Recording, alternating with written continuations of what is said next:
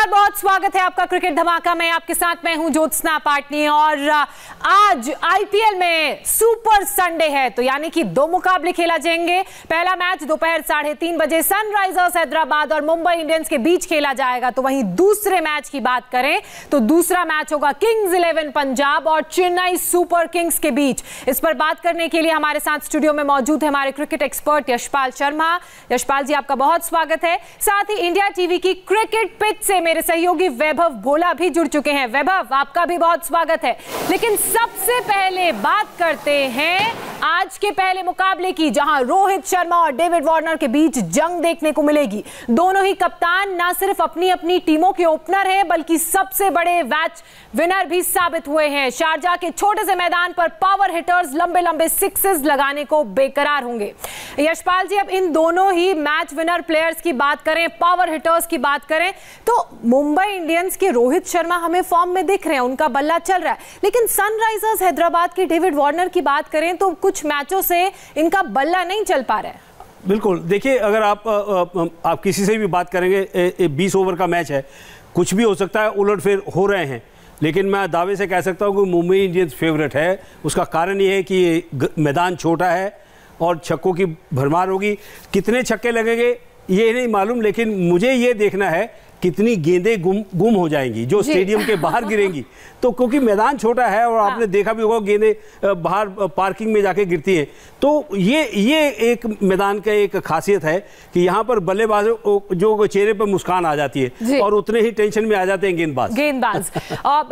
वैभव, अगर मैं दोनों ही टीमों की ताकत की बात करूं तो वो तो हम बता ही रहे। एक तरफ मुंबई इंडियंस में रोहित शर्मा है और दूसरी तरफ किरण पोलार्ड हैं, और पोलार्ड के बल्ले से जो शॉट्स हमने देखे थे, जो उनकी मैच विनिंग पारी हमने देखी थी, वो सभी को याद है। तो वहीं दूसरी तरफ अगर हैदराबाद की हम बात करें, वहां पर डेविड वार्नर हैं, केन विलियमसन है। लेकिन इन सब के अलावा आपको क्या लगता है दोनों टीमों की वीकनेसेस क्या हैं जिन पर काम करने की जरूरत है और किसी को उसका फायदा उठाने का मौका ना मिले?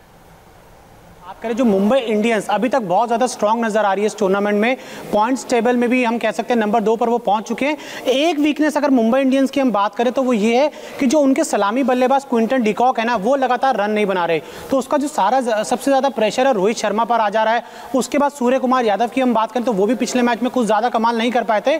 तो क्विंटन डिकॉक, जिन्हें आप बतौर विकेट कीपर बल्लेबाज खिला रहे हैं, तो आप उन्हें ज़रूर रेस्ट दे सकते हैं और उनकी जगह आप क्रिस लिन को मौका दे सकते हैं। T20 और T10 के बहुत बड़े खिलाड़ी हैं और आबू धाबी, शारजाह, दुबई में खेलने का उनका बहुत अच्छा एक्सपीरियंस है। और अगर हम बात करें सनराइजर्स हैदराबाद की, तो सनराइजर्स हैदराबाद में भी जो दोनों सलामी बल्लेबाज हैं ना, डेविड वार्नर और जॉनी बेस्टो, ये दोनों ही इस टीम की हम कह सकते हैं सबसे मजबूत कड़ी हैं। लेकिन अभी तक हमने देखा है कि इस सीजन में इनके जो बल्ले से ना रन उस तेजी से नहीं निकल रहे जिसके लिए जाने जाते हैं, तेजी से नहीं निकले। और सनराइजर्स हैदराबाद की बात करें तो आज पहले गेंदबाजी करते नजर आएंगे, क्योंकि जो बड़ी खबर आ रही है वो ये है कि मुंबई इंडियंस ने टॉस जीत लिया है, पहले बैटिंग करने का फैसला लिया है। और यशपाल जी, जिस तरीके से इस पिच की बात की जाए, बहुत ही रन स्कोरिंग ये मैदान है और जाहिर सी बात है इसलिए टीम यहां पर बैटिंग का फैसला ले रही है, क्योंकि वो इस्तेमाल करना चाहते हैं कि बल्ले पर आसानी से गेंद आए। क्योंकि ये देखा गया है इस पिच पर जो खास करके स्पिन गेंदबाज हैं, उनका गेंद थोड़ा टर्न भी होता है और थोड़ा धीमा भी आता है। तो वो फ़ायदा उठाना चाहते हैं कि ज़्यादा फर्क नहीं पड़े, गेंद आसानी से बल्ले पे आए और एक बड़ा विशाल स्कोर 20 ओवर में कर सके। तो शायद इसीलिए ये एक निर्णय लिया है रोहित ने कि पहले बल्लेबाजी करें।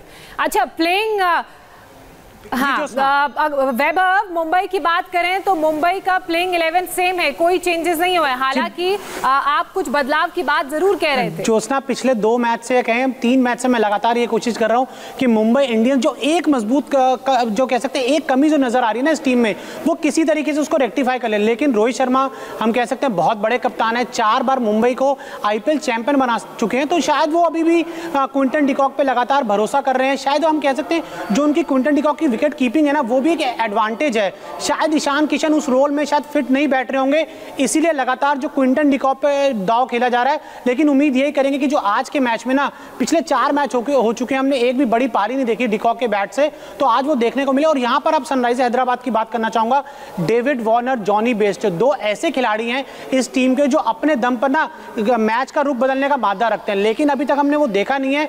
40-50 रन जरूर इन दोनों बल्लेबाजों ने बनाए, लेकिन इन दोनों बल्लेबाजों गेंदबाजों को बड़े बड़े स्कोर्स के लिए जाना जाता है। तो वही आज हम उम्मीद करेंगे कि जो सनराइजर हैदराबाद है वो भी, उनके जो ओपनर्स हैं वो भी उनके लिए कुछ कमाल करें। और क्विंटन डिकॉक से एक बड़ी पारी की उम्मीद सभी को है। जोत्सना, क्विंटन डिकॉक को मुझे लगता है कि क्यों इस मैदान पर मौका दिया। ये एक छोटा ग्राउंड है, बहुत आक्रामक बल्लेबाज है, वो एक अच्छी पिच पर अपने एक क्लास बैट्समैन को विश्वास दिलाना चाहते हैं कि हम आपके साथ हैं, आप भी कुछ करके दिखाई। तो मुझे लगता है शायद इसीलिए मौका मिला है कि ये मैदान छोटा है और वो भी बहुत बड़े बड़े छक्के लगा। लेकिन यशपाल जी, जिस तरीके से आप बता रहे हैं कि मैदान छोटा है इसलिए क्विंटन डिकॉक को एक और मौका दिया, लेकिन अगर हम बात करें क्रिस लिन की, उनका और क्विंटन डिकॉक के बीच में अगर हम बात करें जो स्टैंडर्ड सेट किया है ना, वो क्रिस लिन ने बहुत हाई स्टैंडर्ड अपना सेट किया है, लेकिन फिर भी उनको लगातार मौका ना देना। क्रिस लिन जैसा बल्लेबाज आपके टीम में डगआउट में बैठा है, तो आज अगर वो यहाँ खेलते ना, वैभव का ये सवाल यशपाल जी डे 1 से रहा है, क्योंकि पहला मैच मुंबई इंडियंस ने खेला था कि क्रिस लिन को कब लेकर आएंगे।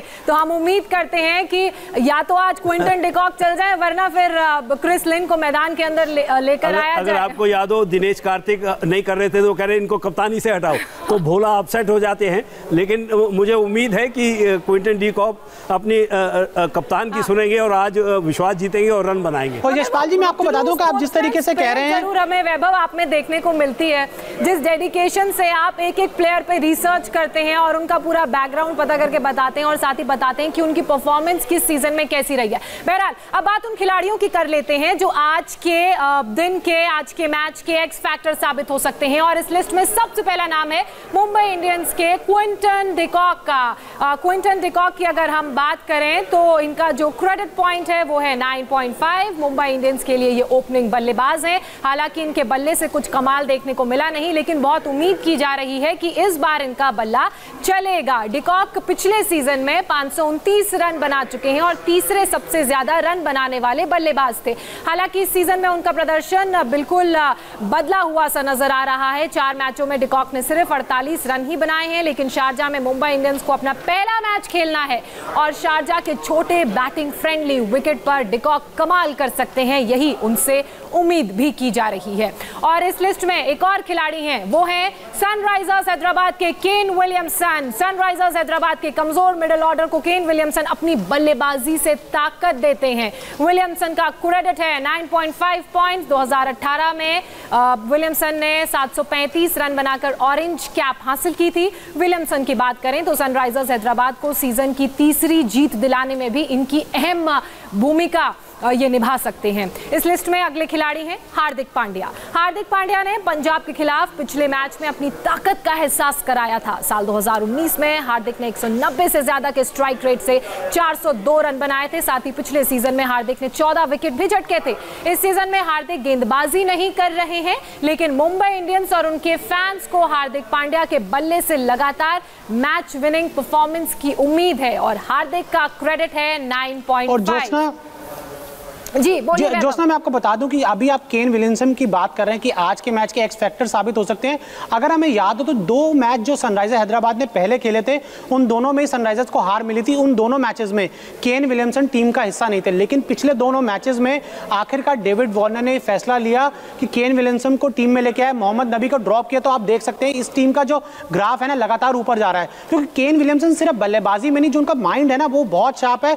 बहुत अच्छे कप्तान है न्यूजीलैंड के, तो उनकी कप्तानी भी देखने को मिल रही है कि जब भी डेविड वार्नर फील्ड पे परेशान होते हैं ना, तो केविन विलियमसन उनके पास जाते हैं और उनको लगातार बताते हैं आपको ये फील्ड चेंज करनी चाहिए, इस गेंदबाज को मौका देना चाहिए। तो केन विलियमसन इस टीम के सबसे बड़े एक्स फैक्टर हैं। सबसे बड़े एक्स फैक्टर हैं। इसके अलावा यशपाल जी 2 और खिलाड़ी हैं जो आज एक्स फैक्टर में शामिल हुए हैं, जो मैच बदल सकते हैं। एक हैं हार्दिक पांड्या, जिनको लेकर लगातार आप ये बोलते रहे हैं कि बॉलिंग कब करेंगे, और दूसरे हैं क्विंटन डिकॉक, जिनसे आज इस छोटे मैदान पर बड़े शॉट्स की उम्मीद की जा सकती है। अभी तक जब तक बॉलिंग नहीं कर रहे हैं, मुझे लगता है कि वो बचा रहे हैं रोहित, वो एक बार फिर से वो चोटिल ना हो जाए, क्योंकि बल्लेबाजी में वो धमाका उन्होंने करना शुरू कर दिया है। और इस मैदान पर तो खास करके पिछले मैच में देखा भी था हमने। बिल्कुल, और उसी को आगे बरकरार रखने के लिए ये मैदान पर वो कोशिश पूरी कर सकते हैं। लेकिन आपने केन विलियमसन की बात की, वो एक छुपे रुस्तम हैं सनराइजर्स के लिए। उसका कारण ये है कि अगर आपने श्रेयस अय्यर को देखा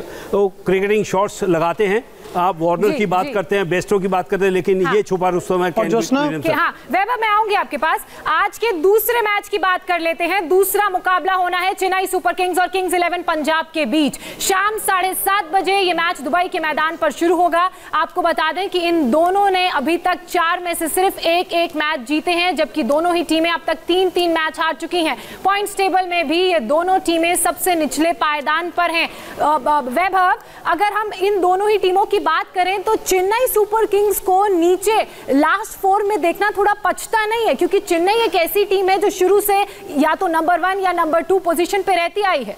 देखिए ज्योत्सना, ये साल 2020 है और इस साल में जब सब कुछ अलग हो रहा है ना, तो इस बार हमें आईपीएल में भी सब कुछ अलग ही देखने को मिल रहा है। दिल्ली कैपिटल्स और रॉयल चैलेंजर्स बेंगलोर जो पिछले काफी सालों से ना पॉइंट्स टेबल में हमेशा नीचे रहते थे, इस समय ये दोनों टीमें टॉप पर हैं।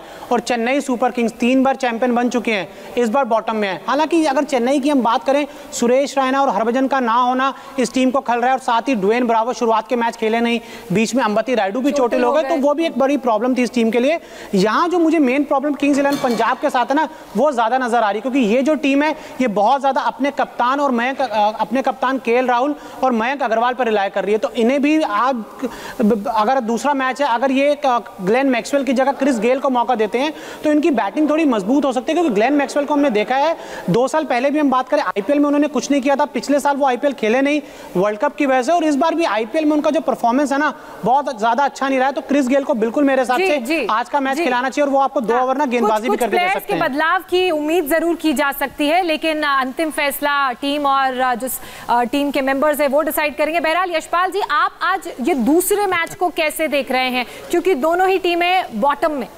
बिल्कुल दबाव सीएसके के ऊपर ज़्यादा होगा, क्योंकि जैसे आपने कहा कि दावेदारी सीएसके की ज़्यादा है, क्योंकि वो फाइनल में पहुंच के वो जीत भी चुके हैं।